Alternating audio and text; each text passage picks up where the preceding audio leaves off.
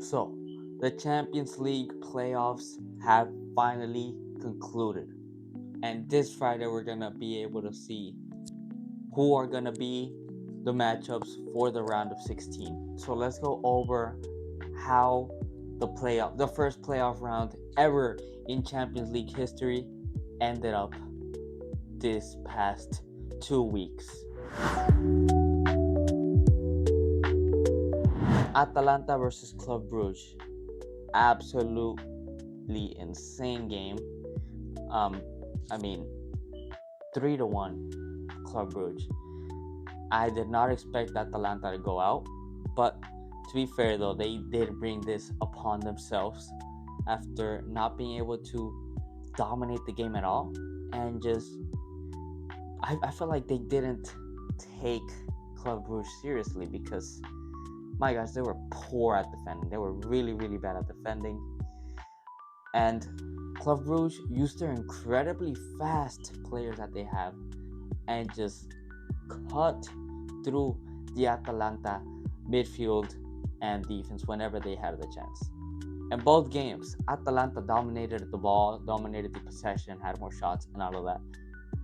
But when they just committed too much, and when Club Brugge had the ball, they just sprinted at Atalanta, and Atalanta couldn't do anything. Their defense was absolutely horrendous. And I mean, it was a good game though. The captain tried to throw a ball at the Club Brugge guy, and it was a whole mess. As much as I like passion. If you're gonna throw a ball and I'll do all this temper tantrums, you better make sure that you don't slip like this guy did. Because not only that, but when he went down to tackle the guy, he also fell. So if you're gonna actually scrap, make sure to put a good beat into each other. Not this, oh, I pushed you and we fell. Commit to it. You already have a red card. You're already gonna get a red card. You might as well commit to it. So Club Rouge is gonna go up against either Lille or Aston Villa, and I don't think Club Rouge will be able to apply the same amount of won't be able to get the same amount of luck that because they did get quite lucky in a lot of the chances. They won't be able to get as lucky against Lille or Aston Villa. All right, so Milan Feyenoord 1-1. Dreadful performance on Milan. They ended up coming out losing to Feyenoord 2-1, even after Santi Jimenez was able to score and pretty much tie the game on aggregate in the first second of the game. I mean, what is Milan doing? They have an incredible squad. They have no excuse to go lose against against Feyenoord. It's absolutely embarrassing what this team has done. I mean, they should have put it away when they played against Feyenoord away. They really should have. But they played horrendously in that first away leg. And then they come to San Siro, and instead of playing good, which they kind of were, they were really dominating the game against Feyenoord. Theo Hernandez just had to fit.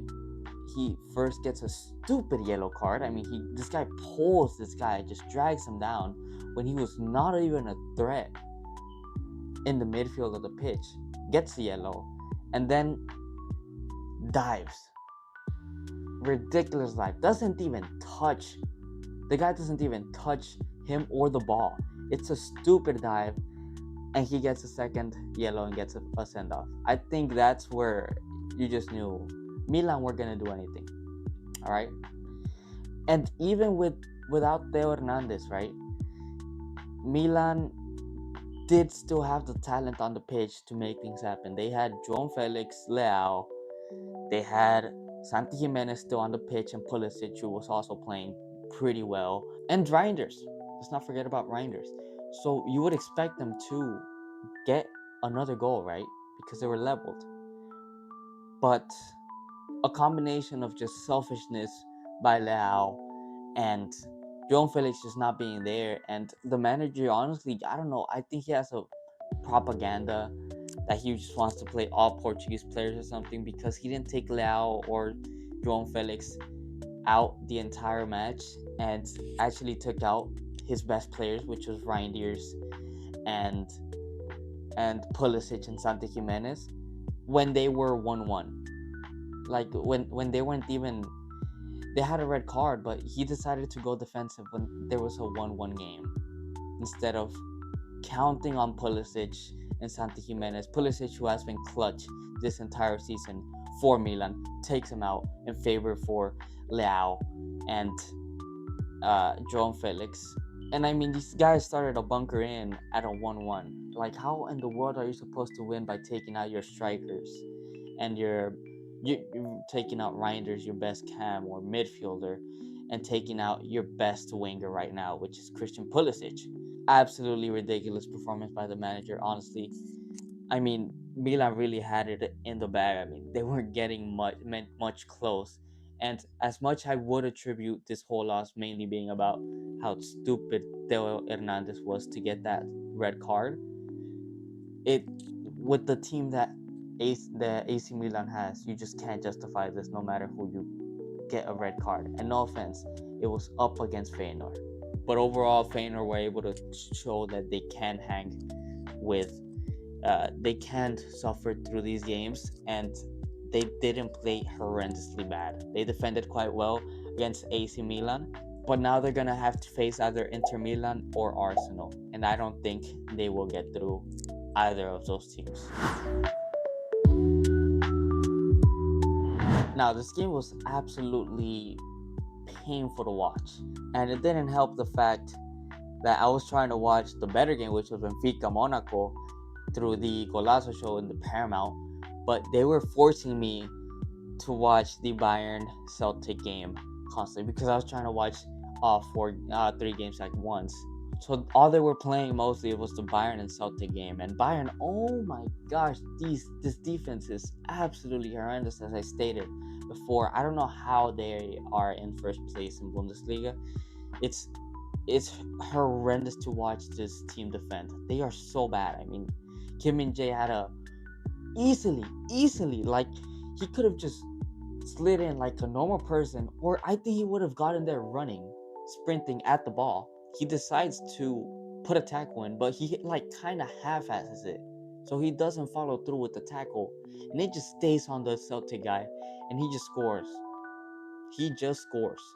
And Bayern overall, Bayern is kind of known for having a good attack, but they were not fine today. On top of that, I mean, Schmeichel had an incredible performance for Celtic, as well as the Celtic defense, but they kept missing a lot. And Schmeichel made some good saves, but the amount of misses they had was absolutely insane, and they almost lost this game. I wouldn't have even been surprised with how bad the defense is. But Bayern end up winning it in a last-minute goal, and they're either going to face Leverkusen or Atletico de Madrid. This is going to be a very tough one, because they drew up against Leverkusen just recently, last week, 1-1. And Atletico de Madrid is known for being the drawback kings. I don't know if that Bayern Munich attack is going to be able to break them through. So Bayern Munich has a pretty tough bracket up ahead of them. Now, Monaco versus Benfica. What a game this was. I mean, Benfica came in winning 1-0 from the previous leg and scored an early goal to put themselves ahead 2-0 in aggregate, but Monaco was able to climb back up. And for a moment, you just thought, oh my gosh, they are better. No way they are better. Do this right now. But Benfica, I mean, Pavlovic, or what's his name? I think it's Pavlovic. What? What a player. And he's just 26. He's an incredible player. He has, in 22 matches, he has 7 goals and 4 assists in the Portuguese league, which is not bad, but it's not the best. But I mean, in the Champions League alone, he has 10 games, 7 goals, 3 assists. That's absolutely ridiculous numbers. I mean, this guy is playing out of his mind. He is a threat. You just can't let him have the ball. And Monaco was really close, but in the end, they gave out 2 penalties, and Monaco was really close, but they just couldn't do it up against Benfica. And now Benfica is going to go either up Barcelona or Liverpool. They have a really, really tough either game. But we'll wait until Friday and see what team they end up getting. So for this game, it ended up 7-0. PSG absolutely dominated Brest, just like it did in the first leg. It was an absolute massacre. On aggregate 10-0, and they are going to be advancing until the next round. I mean, PSG looks very solid, very clinical, and they're going to be facing either Liverpool or Barcelona. Now, I've seen a lot of Barca people who are like giving PSG to kind of get revenge for what happened a year ago, where they were eliminated by PSG, but they are going to give a good fight, and they definitely showed it up against Brest.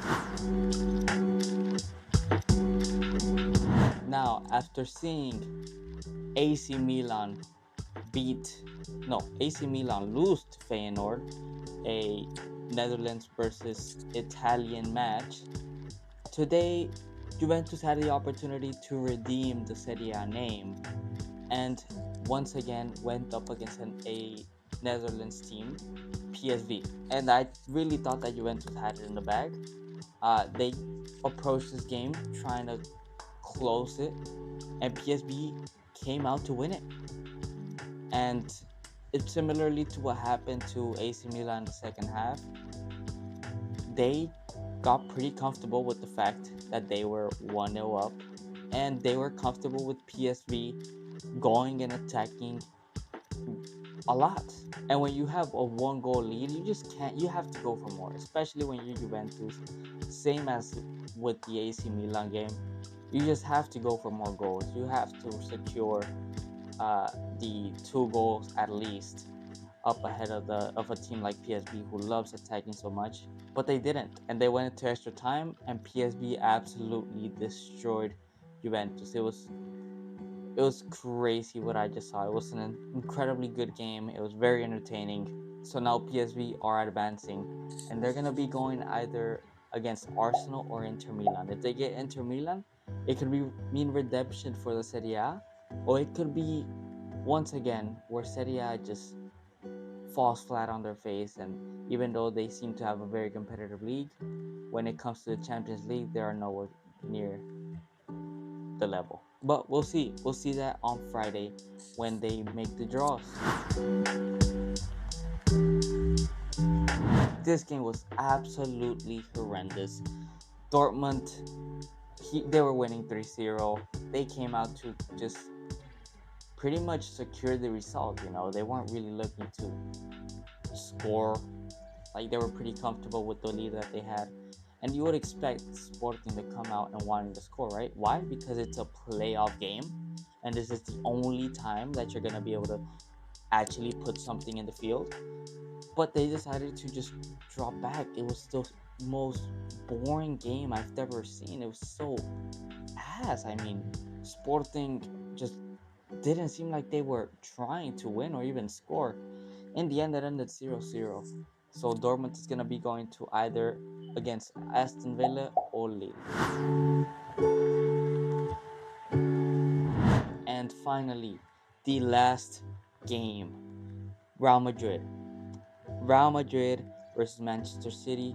Madrid just destroyed City. Oh my gosh, this second leg was Mbappe's, and he just made City their dog. I mean, Gavardio, arguably City's best player this season, was absolutely destroyed by Mbappe. He was literally eating mud. It was insane. Mbappe's performance. I mean, a hat trick is absolutely incredible. Now, the issue that I have was that why did we not do this in the first leg? We clearly could have. We came out with the same intensity as we did the last game, but this time we actually put them away. And we actually kept the intensity up the entire game. Mbappe was chasing. And I want to see more of that Mbappe. That Mbappe that wants the ball, that wants to score. Not the Mbappe that if things don't work out in the first 10 minutes, 15 minutes, he stops pressing. He stops looking for the ball. He stops asking for the ball. and just starts walking around the field. This Mbappe was absolutely incredible. This Real Madrid team was absolutely incredible. And my gosh, if we can continue with this Mbappe in this form and get Bellingham to continue in this great form that he's been on, as well as Vinicius, we might win it back to back because we're just that good. Not to mention that Rudiger came back, and at the beginning, after seeing what City did against Newcastle in the weekend, I was pretty concerned about the whole Marmoush thing. But without Haaland, without Pep Guardiola entered this game with the knowledge that he wasn't gonna win. He wasn't gonna win, and we absolutely destroyed them. We are gonna be facing either Atletico de Madrid or Leverkusen. Both of those are no teams to scoff at. Leverkusen, they're not the same as last year, but they're still very, very good. And Atletico de Madrid, I mean, we did just somehow we're so bad, and they couldn't kill us off twice, but nonetheless they beat Leverkusen, and they play super annoying football. So regardless of what team we have, I don't think it's gonna be a walk in the park, and we are going to depend on Mbappe coming out and shining, or Vinny, or Rodrigo, or Bellingham, or Valverde, or every single player in our team is capable of doing something incredible. And just to touch on the entire team, as I was saying, I mean, Asensio was absolutely insane. This guy is incredible. And I don't know if it's unlucky that Militao got injured and that Ancelotti decided to just risk him like that, because now it seems like he's losing the spot to Asensio, which is well deserved by Asensio, but you kind of have to feel bad for Militao. And Valverde, he has to be our right back from here on to the end of the season, because he's absolutely incredible. He's the best right back that we have right now, without a shadow of a doubt. And the midfield looked very solid with Chouameni bringing that tempo that I was talking about, and Sani Ceballos playing very well also in that midfield. And Bellingham is Bellingham, absolutely. If anything, he's the one that needs help. So it seems like this Real Madrid is starting to pick up form, pick up shape in the Champions League at least. Now, to summarize my closing thoughts on this first ever playoff, playoff round of the Champions League, I would say that I liked it. I really liked having this kind of like extra 2 games. It was very cool to have teams to be able to fight for it, and gave us quite a bit of surprises. I mean, I would say Feyenoord and PSV and Club Brugge were pretty big surprises to this Champions League. But I would say that, it's a lot of games. It's a lot of games. That's the reality. And if anything, I would say it should be a one match thing. Just playing one match, and whoever came on top of the other team, they would play in that home field, because it's just too many games. There's just too many games, and we risk so much injuries, and it's super dangerous. And I think that would make it even better, because it's a one game and done, and there's no home or away leg. You either win that game or you don't. But other than that, this playoff was absolutely incredible. Let me know what y'all think about this new Champions League format. Remember that this Friday we're gonna be finding out who is gonna face who and what side of the bracket everybody's gonna be at. And then I should be putting up a preview video later on in, I believe, next week. So make sure you guys like and subscribe and turn on notifications for the videos that are coming up, and see y'all next time.